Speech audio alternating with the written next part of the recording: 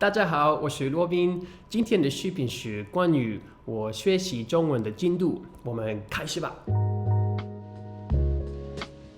OK， 我今天非常激动，因为这几天我觉得我中文终于中级，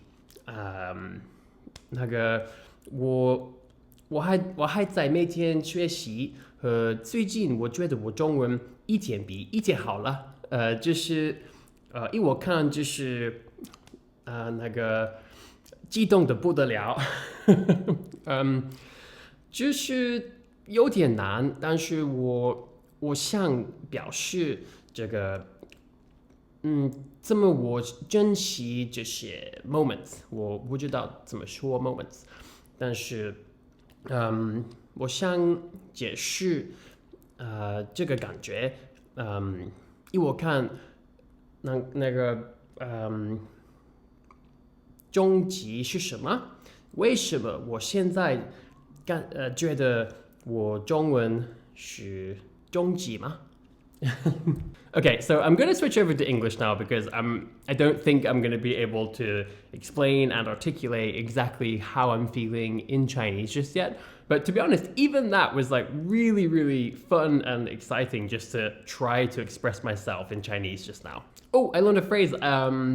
What is it? 越来越我越来越想说话 So today's video is in part a sort of progress update for this series I've been doing called Robin Learns Chinese While Busy, where I've been documenting myself learning Chinese for over 1 year now. But much more than that, this video is me sort of feeling so compelled in this exact moment in time on that journey to sort of share exactly what I'm going through and how I'm feeling right now, because I think it's so hopefully useful to share my perspective on this sort of crossing over between sort of larger stages of a language learning journey from beginner to intermediate. Now, one of my next videos is going to be specifically about what intermediate means to me and what I think it is in the world of language learning, because I think it's a very interesting topic all by itself. And so I would actually really like to invite all of you throughout this video, if you have any thoughts on what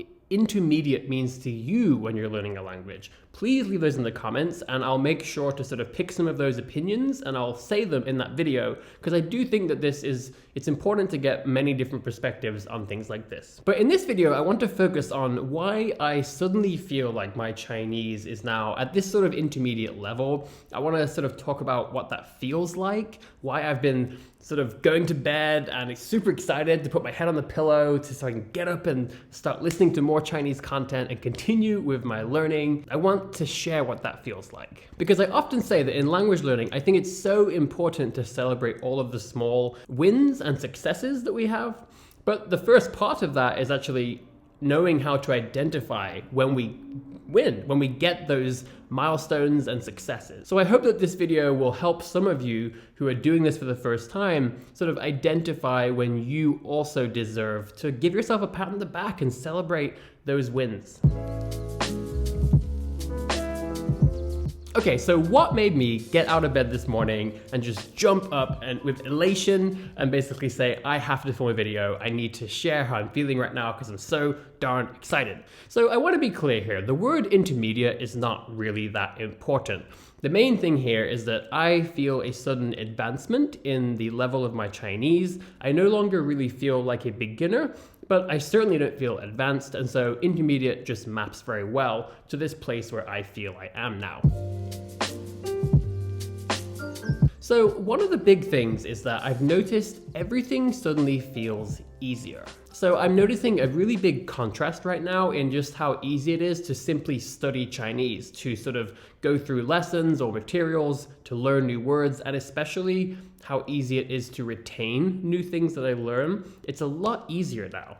So in the beginning, every resource I would study, to a degree, it just felt a bit too hard. So even the most beginner resources, for quite a long time, it was just taking such a large amount of mental energy to just process things in Chinese. It would take me a lot of repetition to sort of absorb things, and just for a very long time, I knew I was learning new words, I knew that I was getting better, but certainly my ability to speak, it felt very stagnant, which is very normal, by the way. I would learn lots of new words, study for several weeks, and then if I randomly got a chance to speak Chinese to somebody and they'd say, oh, like, how much Chinese do you know?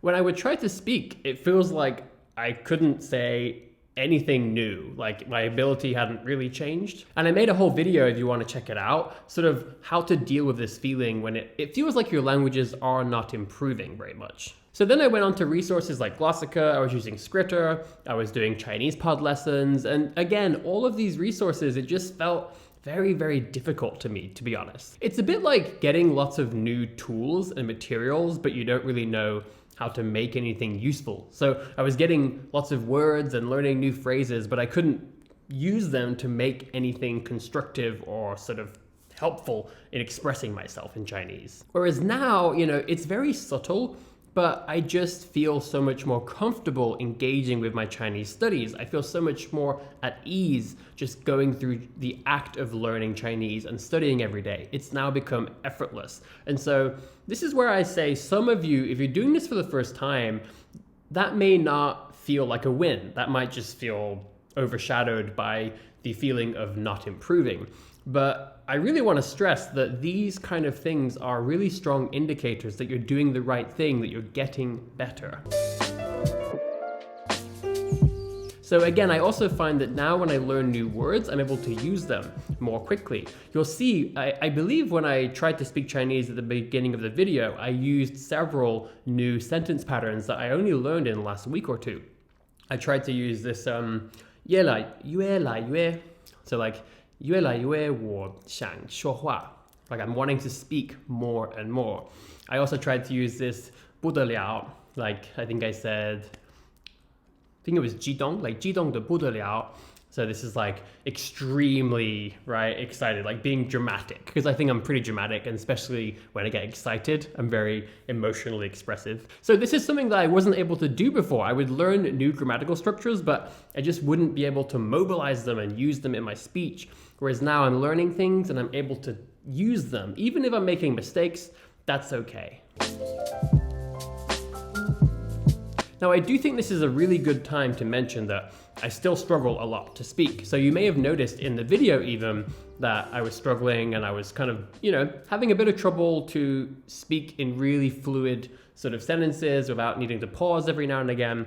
And to be honest, I think if I was having a real conversation with somebody, I would actually struggle even more than that. So I've actually had very, very few chances to speak to someone in Chinese. I almost never practice speaking with a person, just a few times. And so while I'm getting more and more comfortable speaking to myself and sort of expressing myself in a sort of monologue fashion, I do think that if I had a conversation with somebody right now, I would struggle even more. And so this is the interesting thing about today's video, is that to be honest, if you were to just watch my speaking skills, especially in a conversation, or even if you were to just compare my knowledge against the CEFR language scale or any kind of typical language rubric, it's very possible that my Chinese is not intermediate by those standards, right?